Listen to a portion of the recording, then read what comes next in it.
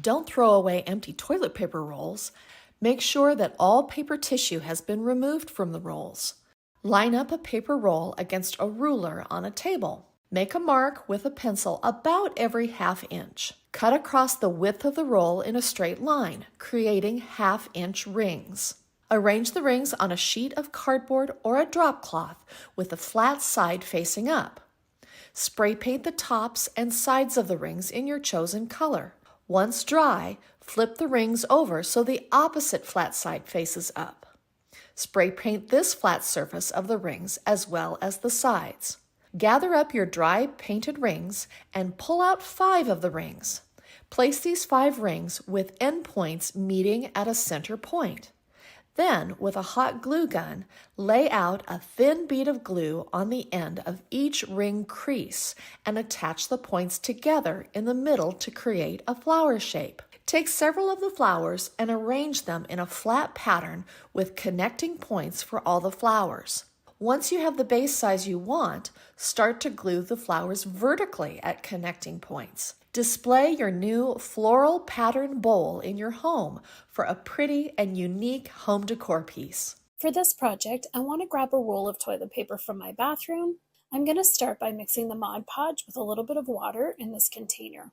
With the mixture ready, it's time to start layering the toilet paper into the molds. I'm going to spritz each one with a little water so that the toilet paper sticks to all of the nooks and crannies in each of the flowers. Then I can lay some toilet paper down onto the mold. I'm going to use a small brush to gently push the wet toilet paper into all of the little details in the mold. I want to be quite gentle so that I don't rip the toilet paper. Now that that layer is down, I want to gently brush on some of the Mod Podge mixture and add more toilet paper. As the layers start to build up, I find it easier to use a dry brush to push the toilet paper down. There's quite a bit of liquid now, so each layer sticks fairly easily to the one before. Now that I have about 6 layers of toilet paper in each flower, I'm going to leave them to dry. This typically takes about a day for them to completely dry out. While the molds are drying, I'm going to start working on the vintage mirror that I have. I'm going to use a creamy off-white paint to give it a bit of warmth and an antique look. It's going to take 2 coats of paint for sure. Now that the toilet paper is dry in the molds, it's time to release them. It comes out quite easily, but I want to be gentle so that nothing cracks or rips. I'm going to use a small pair of scissors now to trim each flower apart and then to cut off all the excess toilet paper from around each of the edges of the flowers. Even though the toilet paper is white, I want it to be the exact same color as the painted mirror, so I'm going to use the same paint that I did on the mirror to lightly paint each of the flowers. With the paint dry now, I want to add a hint of dark brown wax to each of the flowers. This is going to help bring out all of the beautiful details and give them an aged look. The last thing to do now is to arrange and attach the flowers to the mirror. Since the flowers don't need much to adhere them, I've gone ahead and put some wood glue onto a plastic lid, and I'm just going to dip the edges of the flowers right into the glue. I love how pretty this mirror is now with the flowers. It definitely needed an upgrade from the boring brown. I hope this has inspired you to grab some toilet paper and a mold as well to make your mirror lovely too. All right, so we are going to start with our toilet paper roll, and we are going to cut it down to about half this size. I'm going to use some scissors. So now that we've cut our toilet paper roll in half, I'm going to be using this side here. We're going to set this aside for now because we're going to move on to the next step. So I'm going to be taking an X-Acto blade, and I essentially want to create like a flat piece because this is going to be sitting on the ground and I don't want it to be unstable. So what I'm going to do is I'm going to take my X-Acto blade and I'm going to extend it out, and I'm going to kind of start shaving part of this piece away.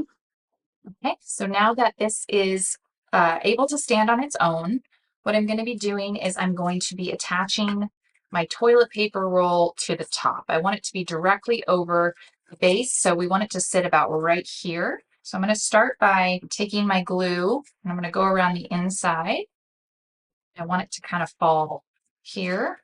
And I'm going to take my hot glue and kind of go around to the outside. And so I'm just going to continue to add glue around the surface, basically kind of completing the gap that I see in between the toilet paper roll and the foam round. All right, so now that this has been glued, I am still waiting for glue to dry a little bit, but we can start at the bottom of this and work our way up. So it should be set by the time we reach the top. Now I'm going to use an artist palette knife. I have kind of more of a wide spatula-esque one. But yeah, this is what I'm going to be using. So if we open it up, you can see it's pink. So I'm going to take a big heap of this and we're going to just start layering it on. And ultimately what I'm trying to create is a really solid surface. And I want to try and make the surfaces relatively even.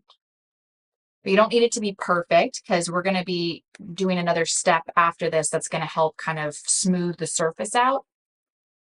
Once I've completed this, when we get a little further into this step, I'll walk you through some other pieces, especially when we come up here. But for now, we will just keep moving and I'll see you on the next step. So now we're at a point where we want to work our way towards the toilet paper roll. That's definitely a little more set. So it's kind of tricky. You're definitely going to get your hands covered in spackle. So don't worry, nothing bad's going to happen with spackle on your hands. But if you choose to do this with gloves, that makes sense. Now that this is dried a little bit, it's not fully dry. As you can see, it's still relatively pink. We can start tackling the top part of this. So we're going to do essentially the same thing, but I'm going to start by going over the exposed base of the toilet paper roll. So you can see I'm kind of covering it there. We want this to look kind of blended. We want it to look pretty seamless. And like I said earlier, it does not need to be perfect. We are going to be doing another step once this is all dry to really even out the surface and make it look really nice. So I let this dry for about 24 hours. And as you can see, it is completely white now. It's no longer pink. And we did the inside just so it looked pretty complete when you were looking at it from afar or when you're looking at it closely. I just wanted it to look very cohesive and nice. So what I'm going to do now is I have a sanding block that I've already used. So the sanding block is a little dull. So I'm going to be using some 220 grit sandpaper. I'm going to wind it around the block.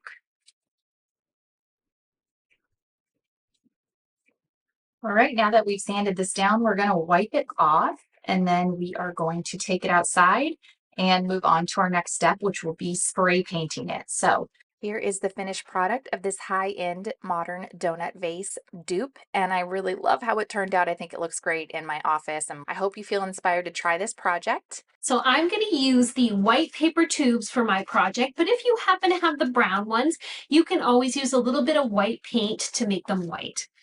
To start this project, what I want to do is take my small tubes and I want to fold them in half. So I'm just going to push it down and smooth out these edges.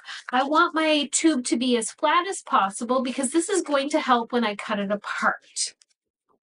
So now that I've got my tube flat like this, I'm going to take a pair of scissors and I just want to cut off little strips of my tube, just about 1/4 of an inch or so across. And I'm going to do the same all along this tube until I have it all cut apart. Now to assemble my snowflakes, I want to push these to the side and I want to use a piece of wax paper.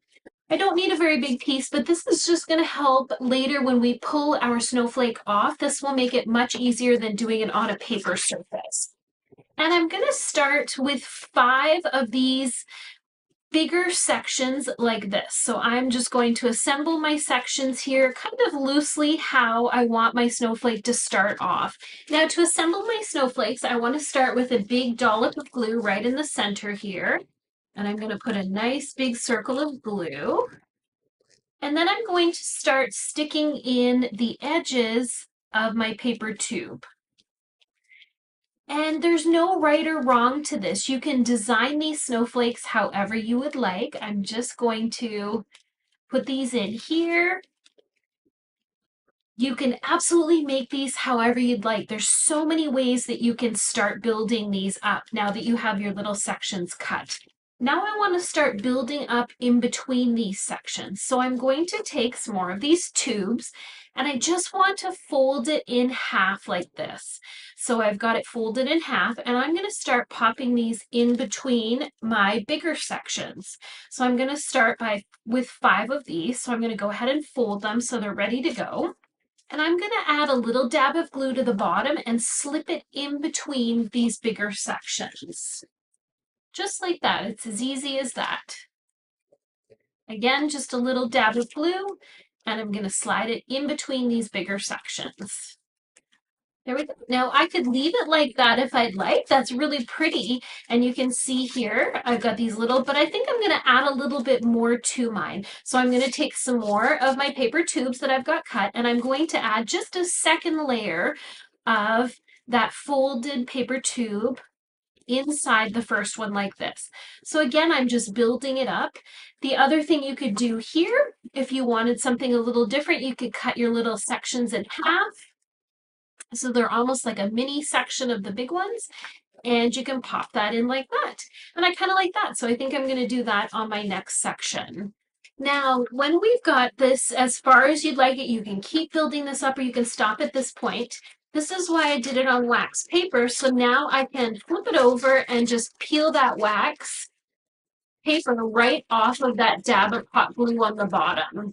See there, it's going to come off like this. You can also use saran wrap would be a good one for this, or anything else that you can peel off the bottom there. And if there's any little bits, you can always trim those up. But I'm not going to worry about that too much because it's going to be covered in our next step. And now I want to add a little sparkle to my snowflake. I am going to take just an old lid. You can do this on a paper plate, however you'd like. And I'm going to take some craft glue and I just want to pour my craft glue out here. And I'm going to use a little paintbrush to paint this glue all over the edge of my snowflake. So I just want to go right over all the edges like this. And once I've got that all glued up, I want to dip it into some sparkle. And I have some German glass glitter here, but you can use any sort of glitter. And I've got silver, white, and blue. And I'm going to make a combination of these. So I'm going to start with my blue here. I have lots of blues in my home, so I love blue. Blue and silver and white. I'm going to pop that down there. And I'm going to take my snowflake, and I've only done the bottom so that I can show you here. I'm going to dip it into my sparkle, roll it around, make sure I get all that glue nice and covered. And there you go. I've got all of that beautiful sparkle onto my snowflake now. Now, because I'm going to have these hanging in my house over a curtain rod, I want to actually do that to both sides because I'm going to see both sides of my snowflake.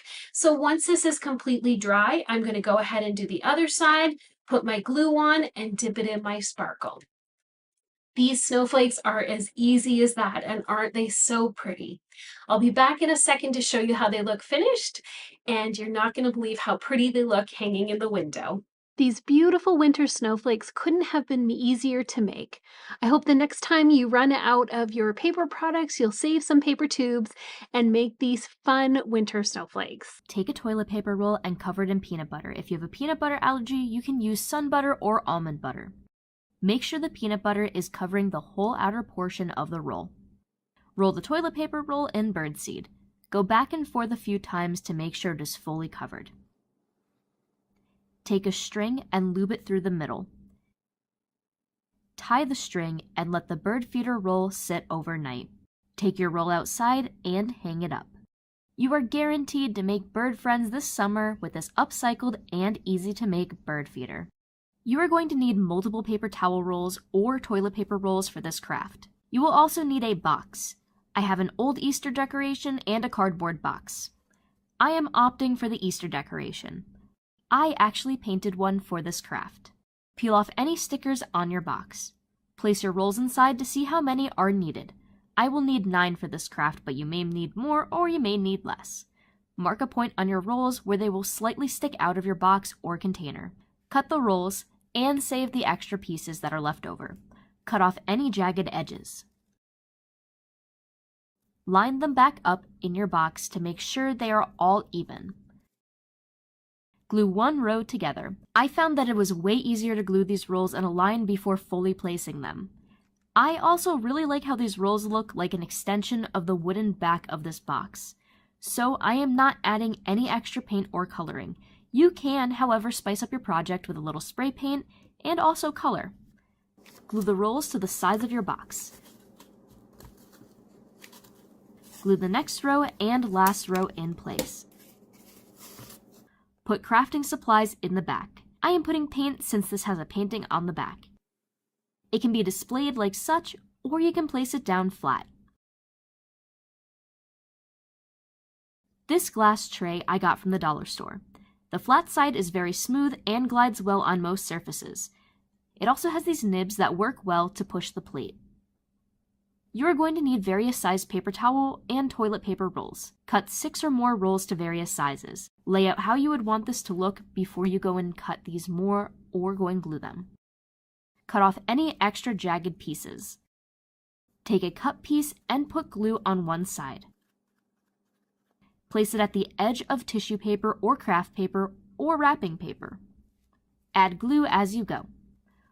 Fully wrap the roll.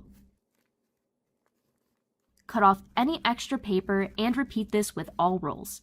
Make sure you use different colored paper for a few of the other rolls. Cut some trim and put glue on it. This trim is 1 inch wide and the paper is construction paper. Wrap the top of your roll and cut off any extra. Do this for all pieces. Place and glue your rolls together. It will be a lot easier if you glue your rolls together first before just gluing the bottom. Put glue on the bottom. Flip it and press into place. Remove any extra glue. Fill your containers. To spice up this craft even more, you can put a colored base, you can paint the insides of your rolls, or you can always use spray paint instead of paper. I wanted to leave it this way to match my paint holder. Turn the base and grab supplies you may need.